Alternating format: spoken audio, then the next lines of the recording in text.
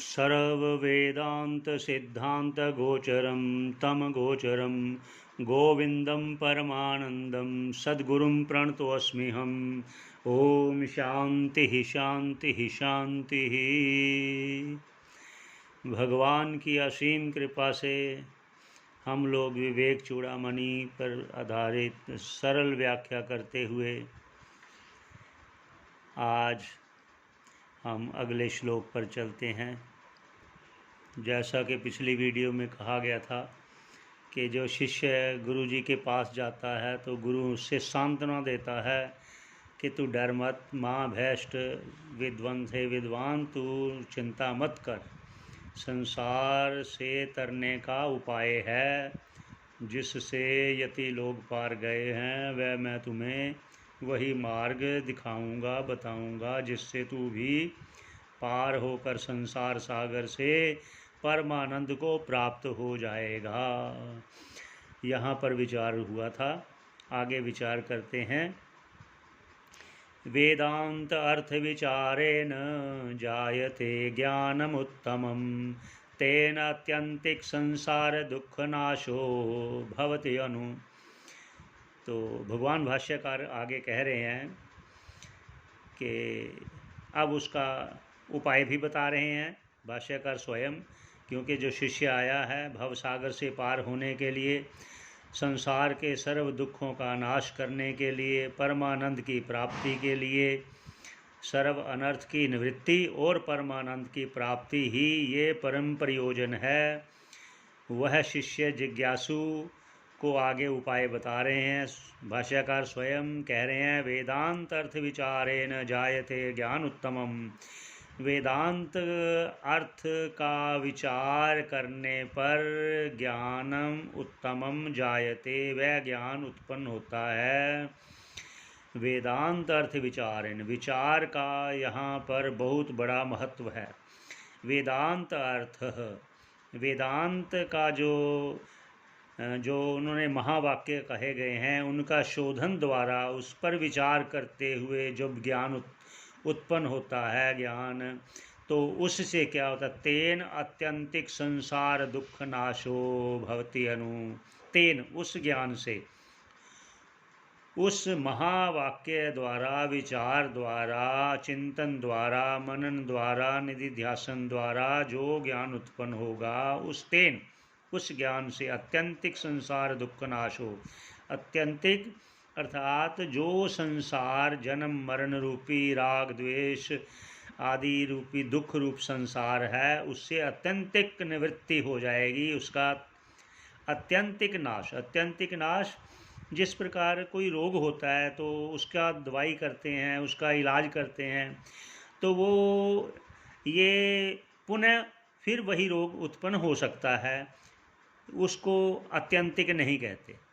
इसलिए यहाँ उन्होंने कहा कि ज्ञान के द्वारा फिर पुनः वह दुख उत्पन्न होगा ही नहीं नाश हो जाने पर। इसलिए उन्होंने कहा तेन अत्यंतिक संसार दुख नाश होता है भवति अनु, उसके ज्ञान के बाद। ऐसा निश्चय करवाते हैं भाष्यकार कि आपको ऐसा निश्चय करना चाहिए कि उसके बाद पुनः आपका जन्म मरण रूपी दुख नहीं होगा। क्यों नहीं होगा? क्योंकि आत्मा ना जन्म लेता है, जब जन्म नहीं लेता तो उसकी मृत्यु क्यों होगी। इसलिए जो फिर आगे जन्म मरण रूपी जो दिखता है, उसके लिए भी थोड़ा सा साथ में आगे भाष्यकार स्वयं कहेंगे, तो आगे करते हैं। श्रद्धा भक्ति ध्यान योगान्मुमुक्षो मुक्तिर्हेतुन्वक्ति साक्षात् श्रुतेर्गीहि यो वा एतेष्वेव तिष्ठत्यमुष्य मोक्षो अविद्यकल्पिता देहबंधात्।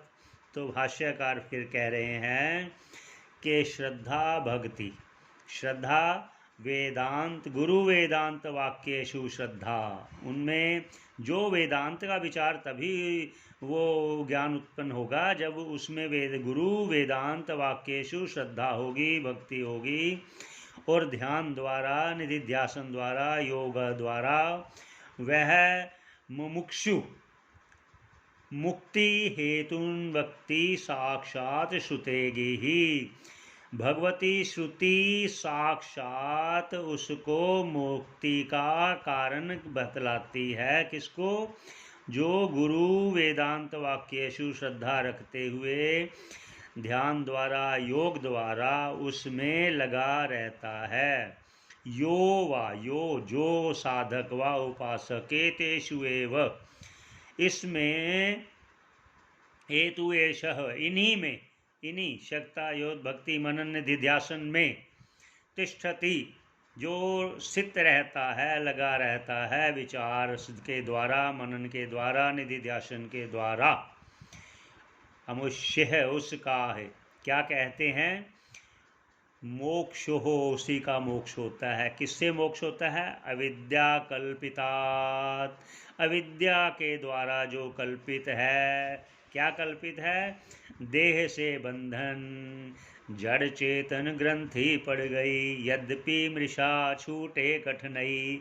अविद्या कल्पित है, यदि मिथ्या है। ये देह से जड़ का बंधन तो हो ही नहीं सकता, वो एक जड़ है, देह जड़ है, आत्मा चेतन है।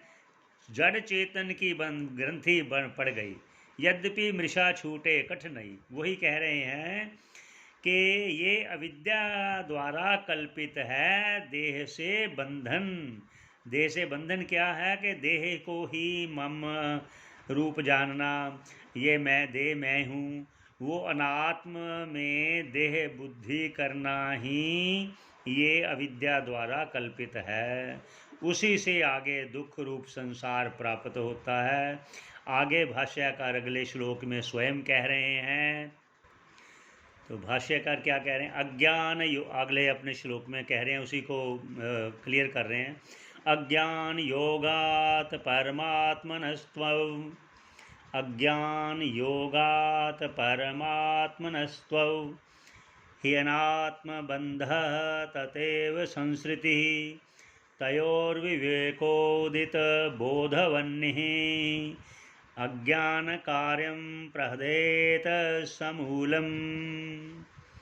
भगवान कह रहे हैं कि तब तुम्हारा परमात्म स्वरूप अज्ञान के योग से, हे अनात्म बंध, उसमें अनात्म का बंधन हुआ। अज्ञान के कारण तुझ आत्म स्वरूप परमात्मा स्वरूप में ये अनात्म बंधन हुआ। ततएव उसी से संसृति जन्म मरण रूपी संसार तुझको प्राप्त हुआ। किससे? अज्ञान के कारण ये जन्म मरण रूपी संसार प्राप्त हुआ।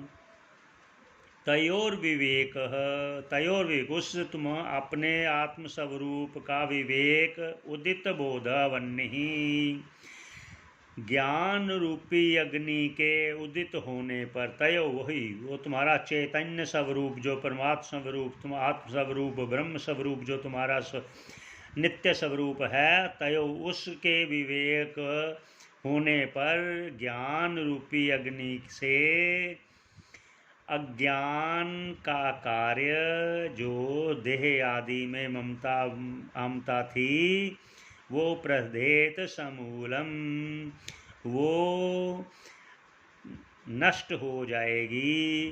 प्रदहेत, अच्छी प्रकार से जल जाएगी, मूल के सहित। अज्ञान मूल है, उसका आगे कार्य हमता ममता आदि राग द्वेष आदि है। इसलिए मूल सहित अर्थात अज्ञान के सहित, अपने कार्य सहित, मूल सहित उसको जला देगा।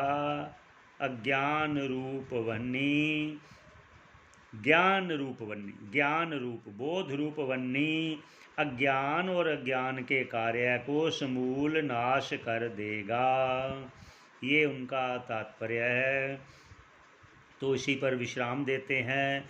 ओम पूर्णमदः पूर्णमिदं पूर्णात् पूर्णमुदच्यते पूर्णस्य पूर्णमादाय पूर्णमेवावशिष्यते। ओम शांति शांति शांति। यहाँ देखिए, अज्ञान के कारण ही अपना स्वरूप भूल जाता है।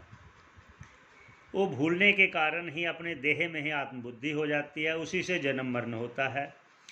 उसी से वो जो आत्म स्वरूप तय और विवेक होने पर कि मेरा स्वरूप क्या है, उसका उदित बोध रूप अग्नि के उदित होने पर अज्ञान और अज्ञान का कार्य ये अच्छी प्रकार से नष्ट हो जाते हैं, ऐसा निश्चय करना चाहिए। वेदांत गुरु वाक्यों में श्रद्धा रखते हुए इसी पर हम विश्राम देते हैं। एक बार पुनः ओम पूर्णमदः पूर्णमिदं पूर्णात् पूर्णमुदच्यते पूर्णस्य पूर्णमादाय पूर्णमेवावशिष्यते। ओम शांति शांति शांति।